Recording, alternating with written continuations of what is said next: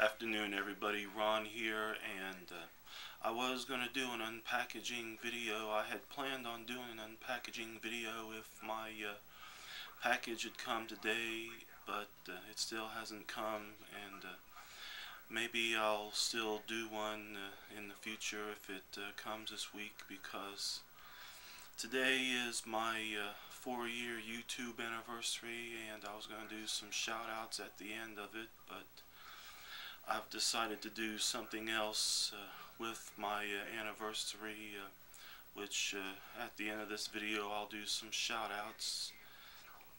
Anyway, I'd like to talk about the season finale of Sunday night's Walking Dead, and I had made mention on the on the video I did from the season 2 video that I did on it a year ago that I wouldn't be doing this every year, but I've also decided to make mention of another new show called the Bates Motel also, which is a pretty good show. But first up, I want to talk about the Walking Dead.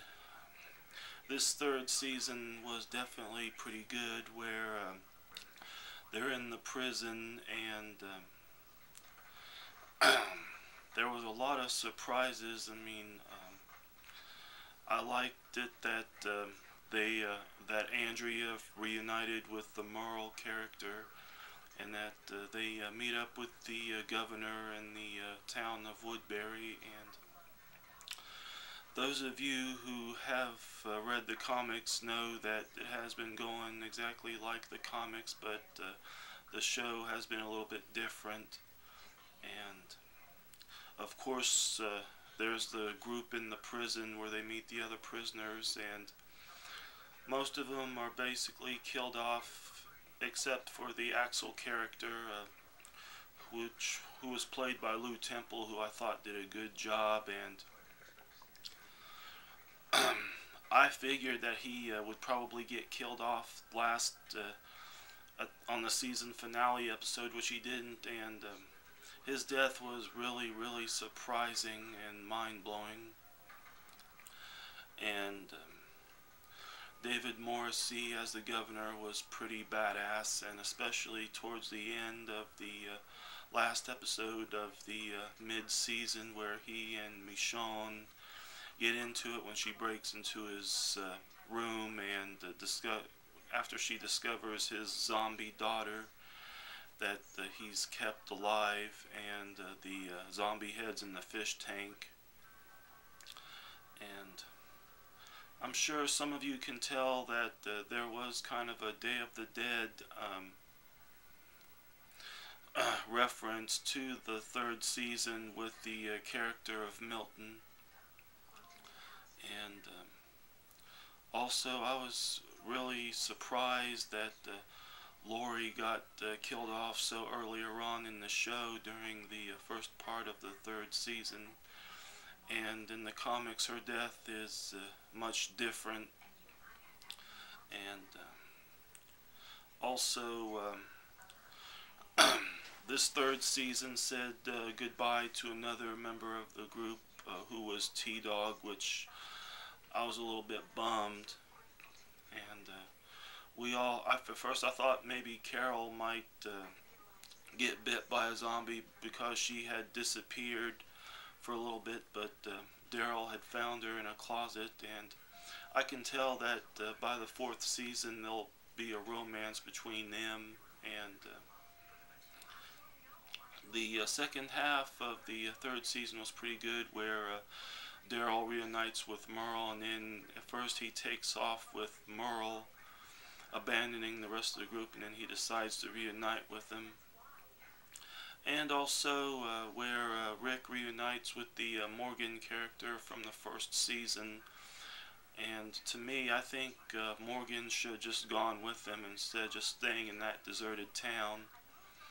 And there was also the question of the hitchhiker in the beginning of the episode, when they refused to pick him up, and my biggest guess is that he was probably a resident from Woodsbury, and they just didn't want to deal with it. And looking back on the second season, it's pretty much my guess that the Randall prisoner that they captured was from Woodbury, and so are the two guys who are in the bar who Rick shoots in the second season. And like I had mentioned, Lori's, well anyway, I was surprised that Lori got killed off so earlier on in the third season, and her death was really shocking. And I liked how Rick only saw her in a vision in a white dress, and also there was the phone calls that he got, and anyway, back to the final episode. I didn't really think it was that good. I mean, I thought the riot, the prison riot, was kind of lame, and that it could have been better. Plus, I knew that Milton would get killed off by the governor, and I'm pretty much and I do have this feeling that I think it was him who had torched the zombie pit in that one episode. And I was shocked when Andrea got killed off. I mean, I wasn't really a fan of her from when she was in the second season, and by the third season she became this naive dumbass, still trusting Philip when she found out about his zombie daughter and the zombie heads in the fish tank. And of course, those of you who have been reading the comics know that she's still alive in the comics series, and that she has this romance now going on with Rick. And all in all, the third season was pretty good, and I'm looking forward to the fourth season when they're still in the prison and the governor is still around, and I'm sure there'll be some more confrontation going on. And anyway, also before I forget, I was also a little, yeah, I knew that Merle would get killed off also, but I figured that it would be on the season finale. I mean, I did like it when he confronted, I did like it when he got into that confrontation with the governor, when the governor bit his fingers off, and then the governor ended up shooting him, and he became a zombie. Anyway, that's been it for my talk about The Walking Dead third season, and next up is another series that's been pretty good that I just watched the third episode, and I'm talking about the Bates Motel on A&E. And I like how it's not the usual kill a person, like kill 2 or 3 people in every episode. This is way different from the Psycho movies.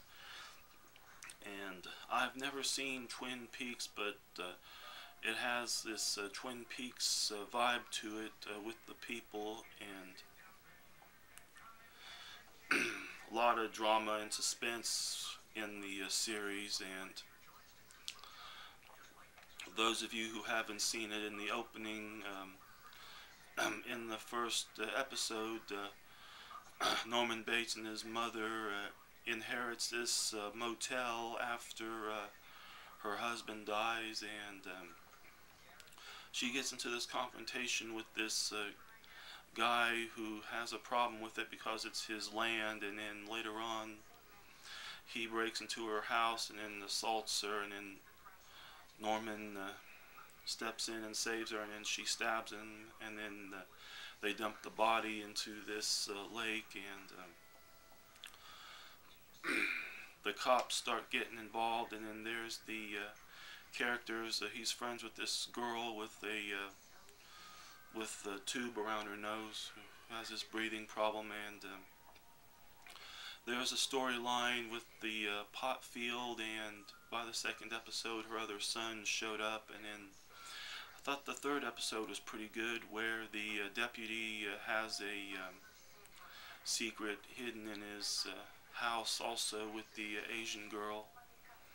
And that's another show that I'm gonna be watching, and I'm just wondering how they're going to, I'm just wondering if they're gonna make this into like a series to run for the next season, which I don't know how they're going to do that.